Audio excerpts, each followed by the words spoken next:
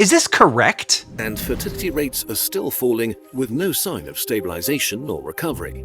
The weirdest thing about all of this is that almost nobody involved in the public discourse has truly grasped the gravity of the situation. If we don't take it seriously very soon and change the DNA of our modern societies in a way that encourages young people to start having children again, then the rest of the century will be pretty grim. The demographic freight train stops for nobody.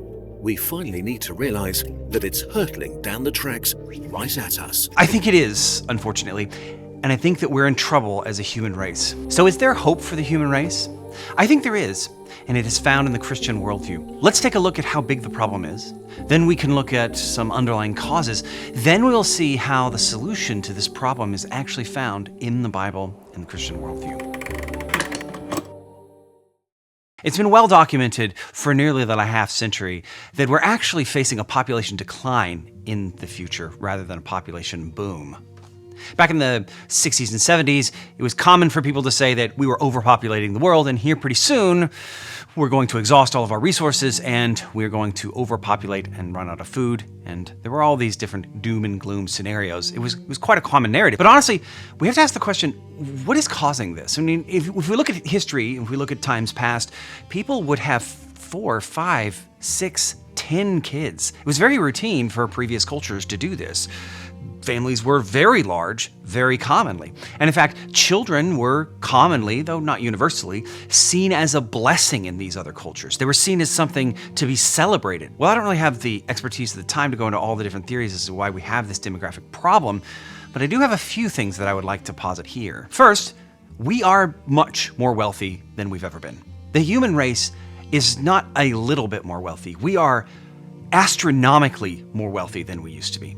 Ever since the first and the second industrial revolutions, we have seen an exponential, hockey puck style growth in our collective wealth. I mean, think of it. When we were facing problems like, well, it's too cold outside, we would have to make sure that we stored up wood or that we had somebody else do it if we were very wealthy, and then use this wood during the cold season to burn in order to stay warm and not die. But what do we do nowadays? If we're too cold, we turn up the thermostat. We literally just press a button. And our desire for more warmth is just fulfilled by a machine that lives constantly in our house and does exactly what we need it to do whenever we want it to do it. Except for when it's broken, and the HVAC guy charges an arm and a leg just to get it fixed because he knows you gotta have it. Well, in developed countries, as we get more wealthy, the desire to have kids shrinks. And this is true of both men and women. Why is this? Well, partly because children are a much greater economic burden than they used to be.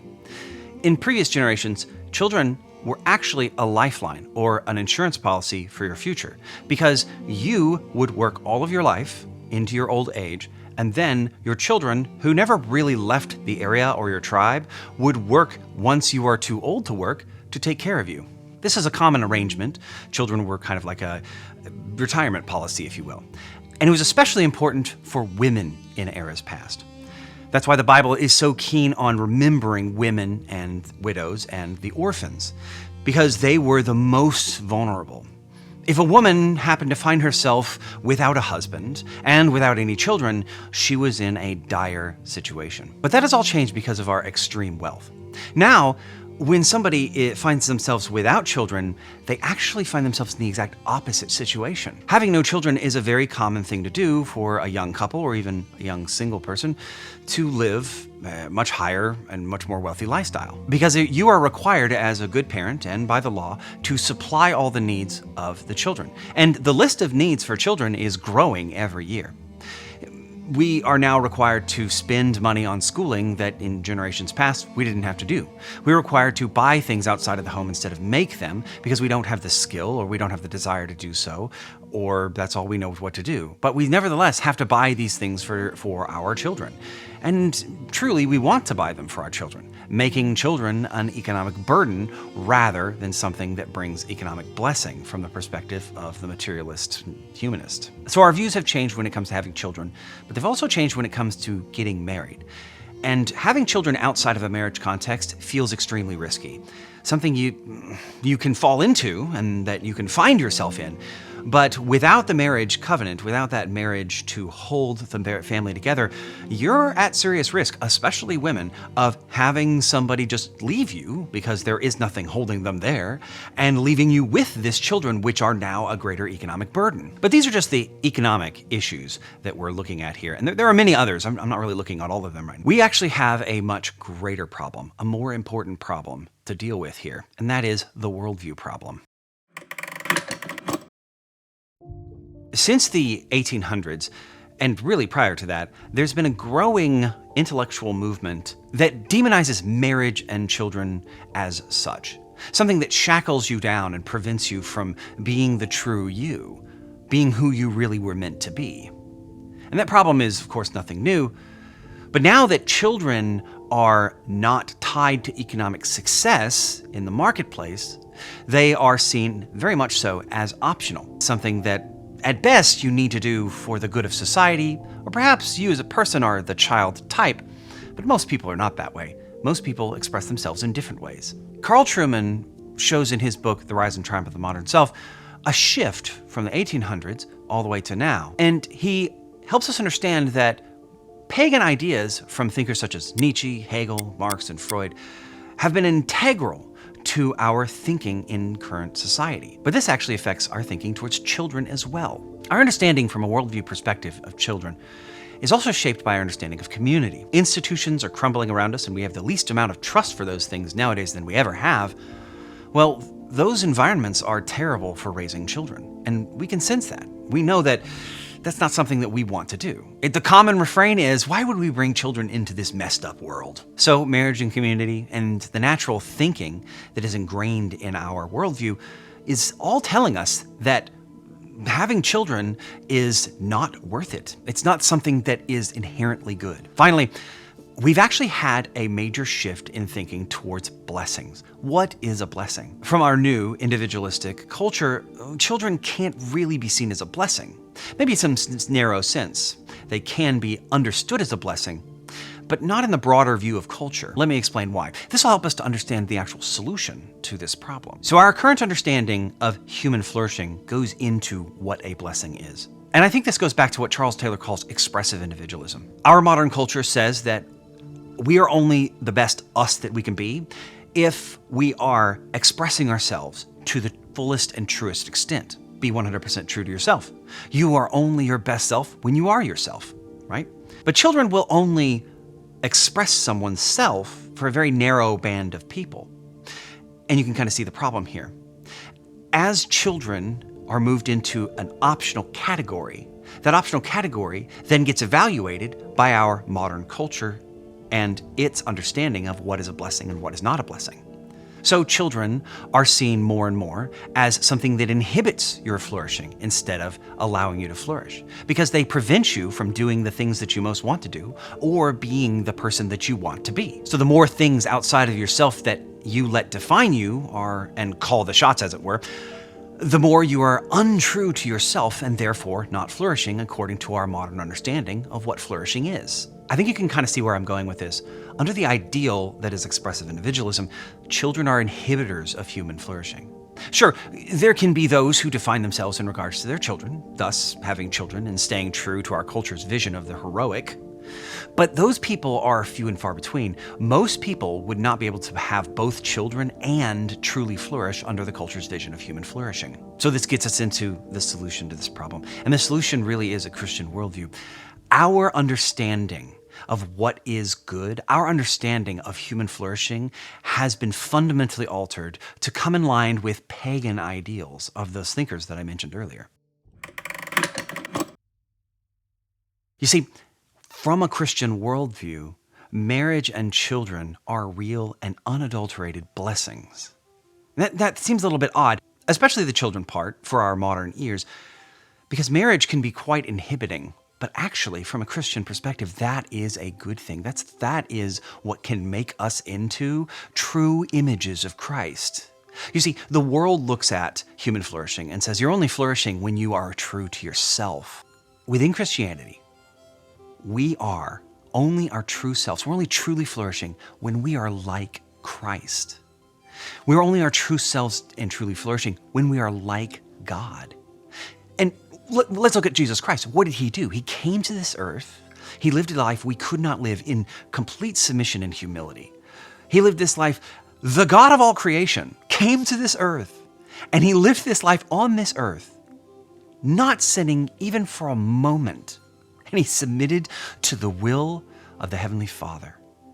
He himself was God incarnate, and he died on a cross for us. The ultimate submission. So the world sees marriage, commitment, and children as a burden. But from a Christian worldview, this is the exact opposite. Each of those things are the exact opposite. It is those trials, it is those things that hold you down, which structure your life around them, which give you the chance to submit, which give you the chance to sacrifice. That those things allow you to embody the true Christian heroic epic, which is self-sacrifice for the betterment of others. So our understanding of blessing kind of goes into this. I was talking about those earlier, but a blessing from a Christian perspective is anything that brings you closer to God. In order to understand blessings better, let's look at Acts 4. The apostles were going before the Sanhedrin. It was actually Peter and John, and they found themselves being persecuted for speaking about what they said they could not help but speak about. Now, how did they interpret being persecuted? They actually looked at it and they said, we are so blessed to be found worthy to suffer for the cross. That's unbelievable to our modern ears. How can that, how can suffering and how can tribulation be thought of as a blessing? Well, to our modern ears, it cannot be thought of as a blessing. Because Peter and John, they were being oppressed by the Jewish establishment of the day. They were being held back from being their true selves. But they didn't look at that as a curse. They looked at that as a blessing. Because they didn't see it from our individualistic modern perspective. They saw it from a Christ perspective. They said, this is a blessing because this allows us to live out more like Christ than we ever could have if we did not have this horrible oppression. There is examples of this all throughout the New Testament. We have apostles singing praise and worship songs while they're in chains. We have apostles saying, if you stone me, I'll just go to see my Heavenly Father. It would be fine. We have things that are absolutely unfathomable to us today. But nevertheless, this is how they thought, and this is how Christians think. Something that gives you the opportunity to sacrifice, that is a true blessing. To give of yourself.